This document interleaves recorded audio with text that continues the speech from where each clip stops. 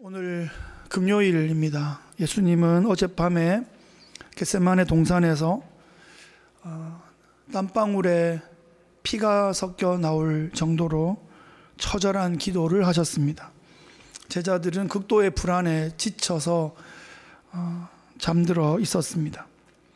유다의 배신으로 그날 밤 예수님은 성전 경비병들에게 체포되셨고 대제사장 공관에서 신문을 당하셨고 희롱당하셨고 날이 새자 산헤드린 공의회로 보내졌습니다.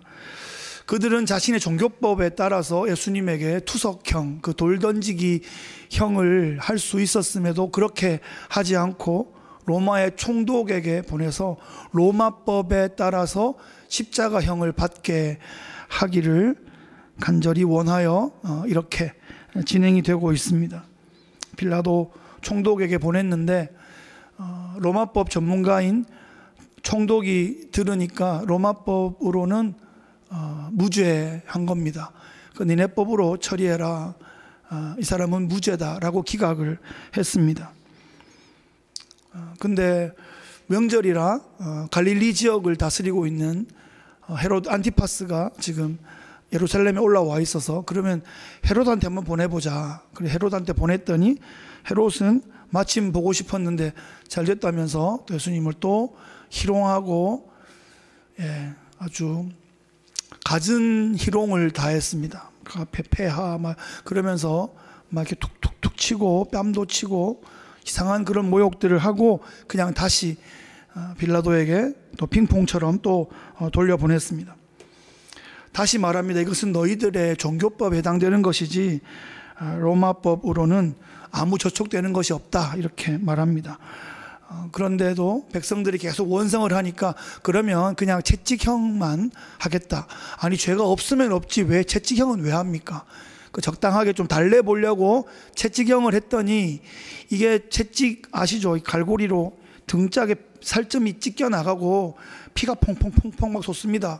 그러니까 온몸에 피 칠갑이 막 돼 있으니까 피를 보고 사람들이 흥분을 해서 더 막 십자가에 못 박아라 못 박아라. 빌라도가 생각하기는 피를 좀 흘리고 이렇게 막 이렇게 있으면 불쌍해서라도 그 흉악한 강도 바라바랑 6월절 특사로 이렇게 하면 예수님을 내놓자 그럴 줄 알았는데 차라리 바라바를 풀어줘라. 우리는 바라바를 원한다. 예수는 어떻게 십자가에 못 박아라 못 박아라 이렇게 사실 로마 법에 안 되는데 계속 이렇게 푸시를 하니까 빌라도가 3번이나 로마법으로 죽일 아무런 죄목이 되지 않는다고 하는데도 백성들이 점점 더 세게 빌라도의 약점을 건드립니다. 우리가 밀란을 일으키면 당신한테 빨간 줄이 끄이게 되고 당신이 마지막 정치적 커리어에 꿈꾸고 있는 로마 복귀가 무산될 거다. 당신은 이 시골에서 끝날 거다 라고 밀란을 빌미로 계속 압박을 하니까 그러면 너희들 원하는 대로 해라. 그러고 십자가형을 언도하고 그들에게 내어줍니다.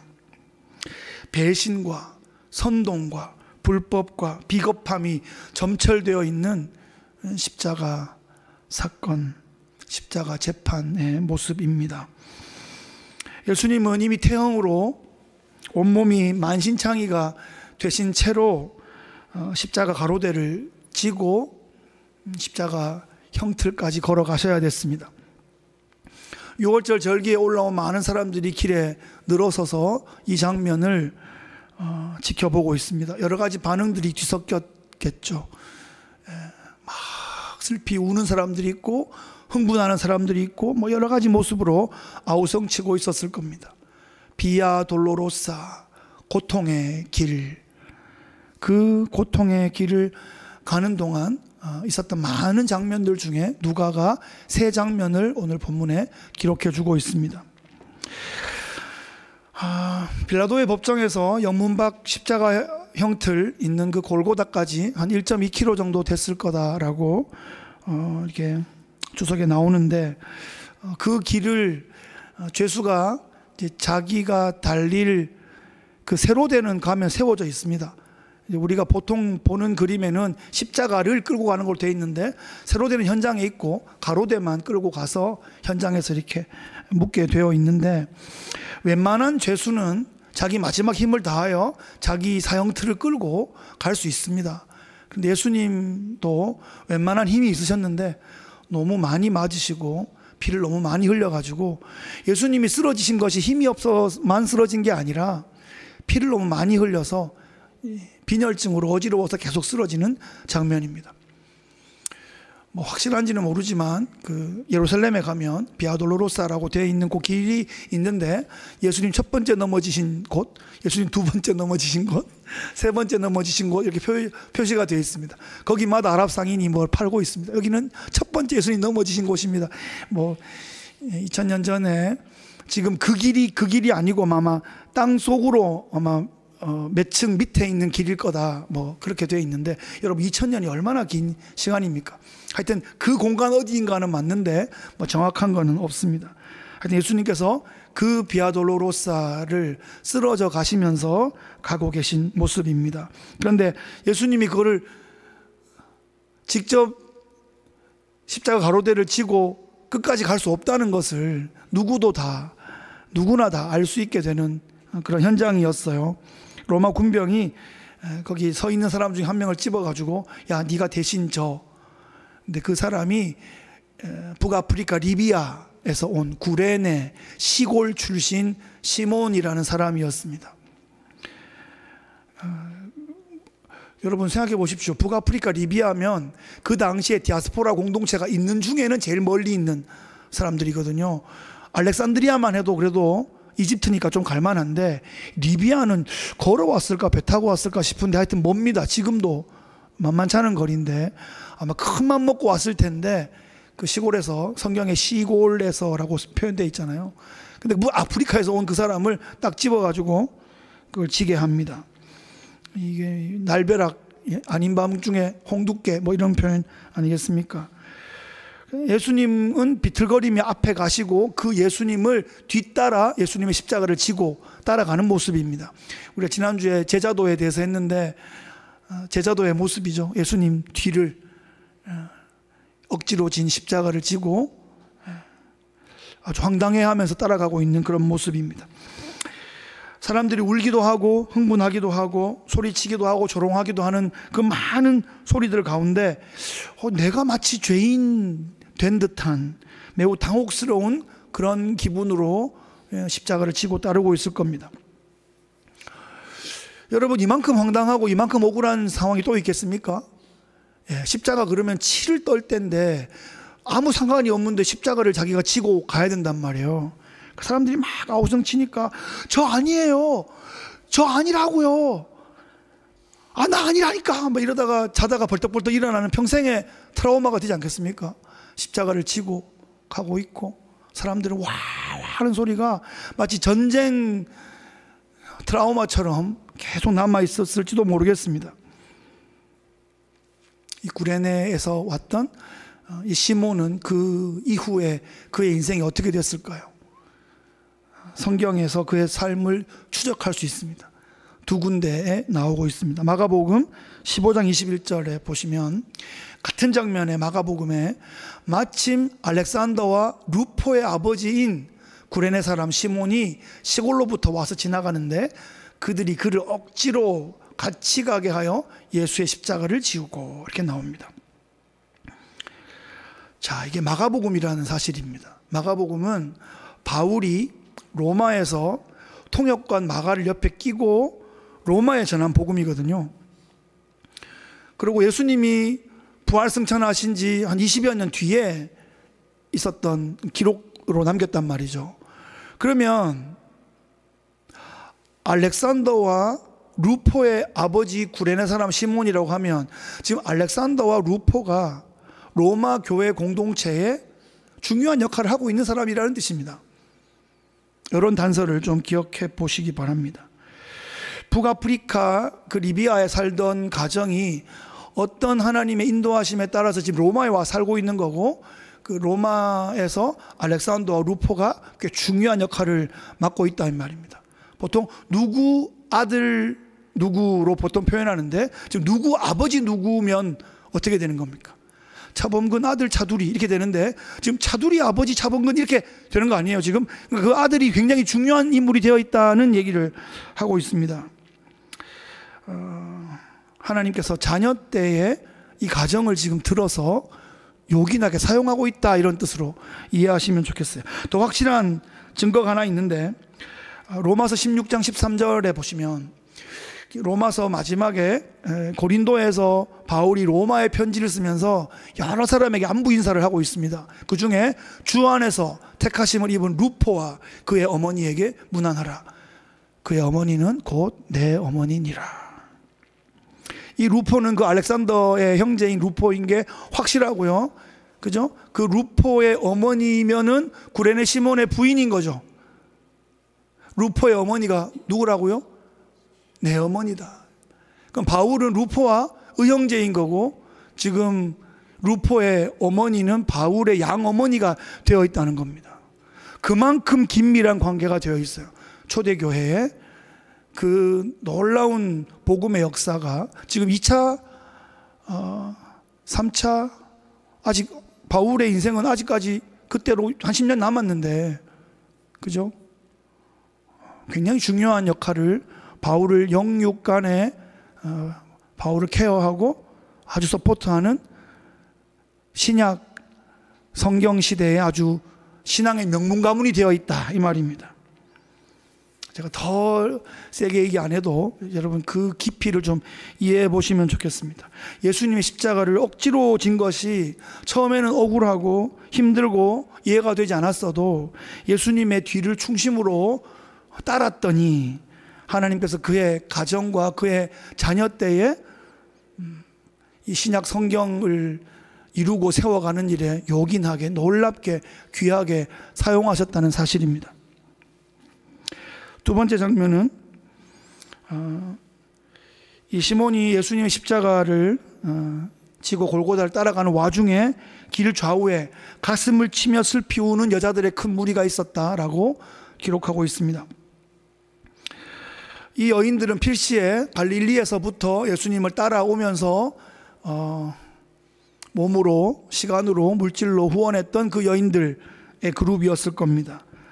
예수님이 무슨 죄가 있으셔서 이렇게 정의로우신 분이, 이렇게 선하신 분이 이렇게 고통스러운 십자가 처형을 당해야 한단 말인가. 그 여성들의 그 하이톤의 그 절규하는 비명소리가 그 길에 가득 찼을 겁니다. 예수님께서 힘겹게 가시다가 그녀들을 향하여 고개를 돌려서 돌이켜 보시며, 예루살렘의 딸들아, 나를 위하여 울지 말고 너희와 너희 자녀들을 위하여 울어라, 이렇게 말씀하십니다. 예루살렘의 딸들이 누굽니까? 지금 예루살렘에서 울고 있는 딸들이기도 한데, 구약 성경을 쭉 같이 보면서 예루살렘의 딸이 예루살렘을 의인화한 모습이라고 우리가 배웠죠. 예레미야에 보면 예루살렘의 딸들아 이렇게 부르는데, 그건 예루살렘을 여성형으로 의인화해서 한 표현입니다. 그러니까 지금 예수님은 하나님의 때에 맞춰서 하나님께서 예정하신 곳으로 그 시간에 맞춰서 진행해 나오고 계신데, 예수님을 위하여 울 게 아니라 예루살렘을 위하여 울어야 되는 거예요. 임박한 환란이 있고, 또 그 다음 때에 실제로 예루살렘 성전이 무너지고 예루살렘 성이 함락되는, 그죠? 엄청난 사건들을 겪게 될 것이기 때문에 예수님께서 예루살렘 입성하실 때 예루살렘 성을 보시며 우셨다 그러잖아요. 내가 위하여 울었던 예루살렘, 그 예루살렘아, 너희와 너희 자녀들을 위하여 울어라, 이렇게 말씀하십니다. 예루살렘은 예수님을 거절했습니다. 배척했습니다. 그것에 대한 응분의 대가를 앞으로 치르게 될 것입니다. 예루살렘 멸망의 날이 이르게 될 것이고, 우리 아까 읽었던 것처럼 차라리 잉태하지 못한 여인, 해산하지 못한 여인, 젖먹이를 두지 않은 여인이 훨씬 나을 거다라고 할 만큼 그날은 굉장히 아주 혼이 나가는 그런 날일 거다. 산이 막 차라리 우리를 덮쳐라 할 만큼 엄청난 환란의 날이 될 것이다 하는 겁니다. 그래서 예수님께서 너희 자녀를 위하여 울어라, 너희 자녀 세대를 위하여 울어라 라고 어머니 세대에게 부탁하고 있는 것입니다. 이 지역에 세워진 교회 공동체를 위하여 울어라 하는 겁니다. 하나님께서 눈물의 자식을 망하게 하지 않는다 하는, 우리가 그 모니카를 기억하지 않습니까? 성 어거스틴의 어머니를 기억하면서 하여튼 눈물의 자식은 기억해 주실 거다 라는 말씀을 기억합니다. 은혜와 긍휼이 우리 자녀에게 흘러갈 수 있도록. 저희는 저희 부모님 때 또 저희 어르신들한테 이런 얘기를 많이 들었습니다. 물론 우리가 자녀를 위해 기도하는 것이 무조건 기복적으로 기도하는 거는 뭐 기복주의는 아닙니다. 그런데 하나님께 복을 구하는 거는 맞잖아요. 우리가 어디 가서 복을 구하겠습니까? 하나님께 복을 구하는 거는 맞죠. 자녀를 위하여 울어라. 그럼 내가 자녀를 위하여 울지 누가 내 자녀를 위하여 울겠습니까? 그렇게 생각하면 자녀를 위하여 그 다윗이 얘기한 것처럼 최소한 내 자녀를 위하여 그 옛날에 그 서울우유 있잖아, 그 유리병에 담겼던 우유, 그 병 하나는 내 눈물을 한 병은 담아야 되지 않겠나 그런 생각을 합니다. 아니면 콜라병 할까요? 하여튼 내 눈물을 눈물병에 담으소서 이렇게 막 그렇게 하나님 앞에 간구하는데 자녀를 위해 울어라 그러는데 정말 하나님 앞에 눈물 한 병은 담아서 내가 그 말씀에 의지하여 내 자녀를 위해 울었습니다 라고 할 말은 있어야 되지 않겠나 생각합니다. 지금 예수님께서 예루살렘의 딸들아 나를 위해 울 게 아니라 내 자녀를 위해, 이거 예수님이 뭐 수사법으로 그냥 이렇게 멋있게 하신 말이 아닙니다. 진짜 너희 자녀 세대를 위하여 울어라는 얘기를 어미들에게 맡기고 있는 겁니다. 부모 세대에게 부탁하고 있는 겁니다. 왜? 올 세대가 더 악하기 때문에. 언제나 지금 세대보다 다음 세대가 주님 오시기 전까지 더 악해질 것이기 때문에 부모의 기도가 필요하다 이 말입니다. 손주가 있으면 더 울어야 됩니다. 손주 세대는 더 어려울 것이기 때문에 눈물병에 담아서 하나님께 보여드리면 좋겠습니다. 세 번째 장면이 또 있습니다.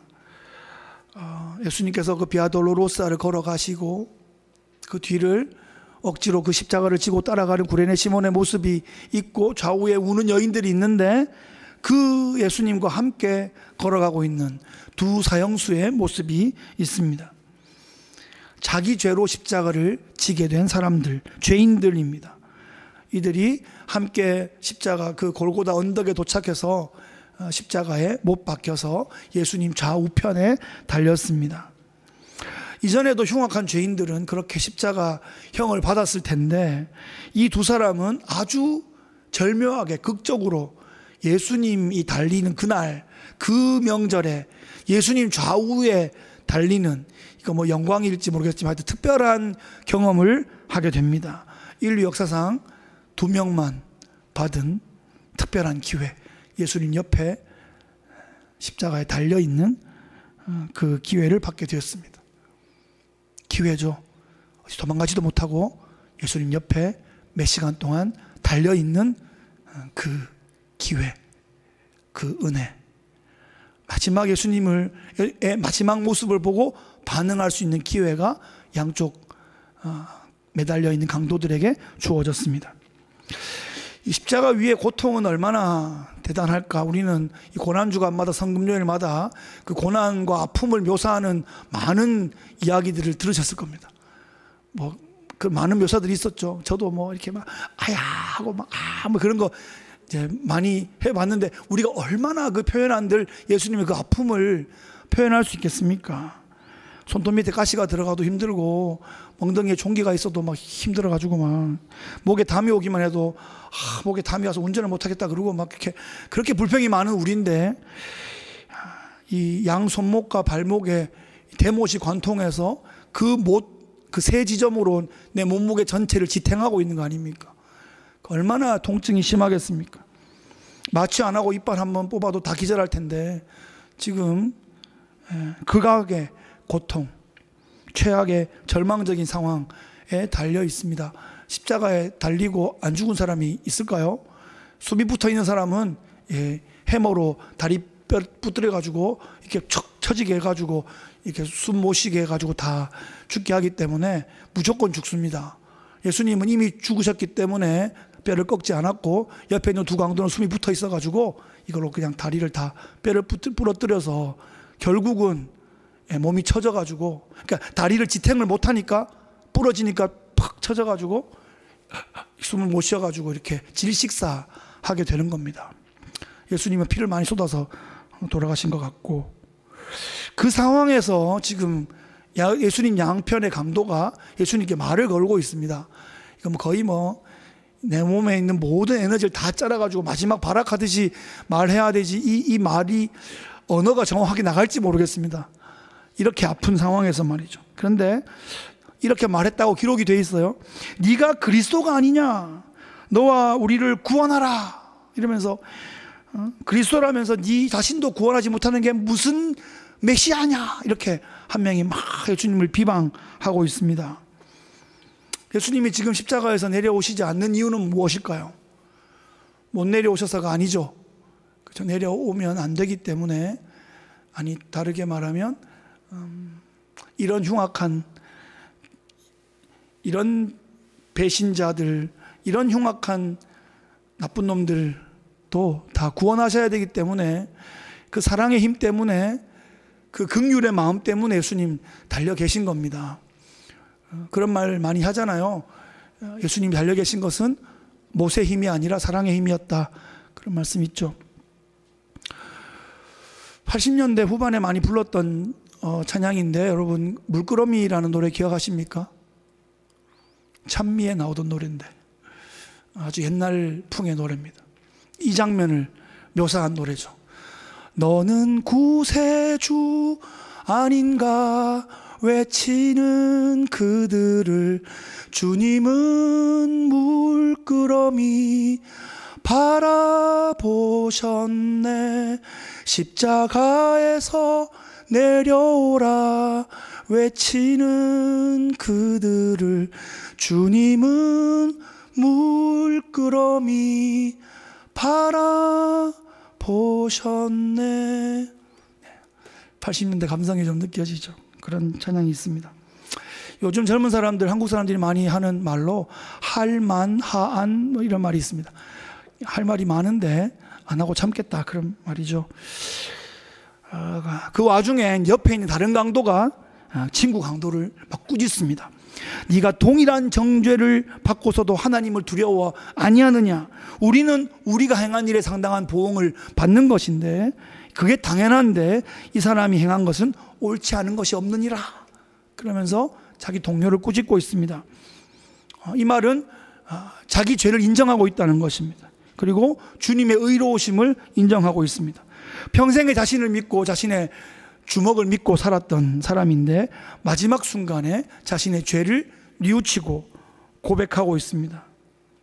그리고 모두가 조롱하고 비방하고 있는 사람을 마지막 순간에 자기는 인정하고 있는 거잖아요. 그렇게 하는 게 쉬운 일이 아닙니다. 여러분, 예수님 십자가 한편 강도가 어떤 삶의 모델이신 분 계십니까?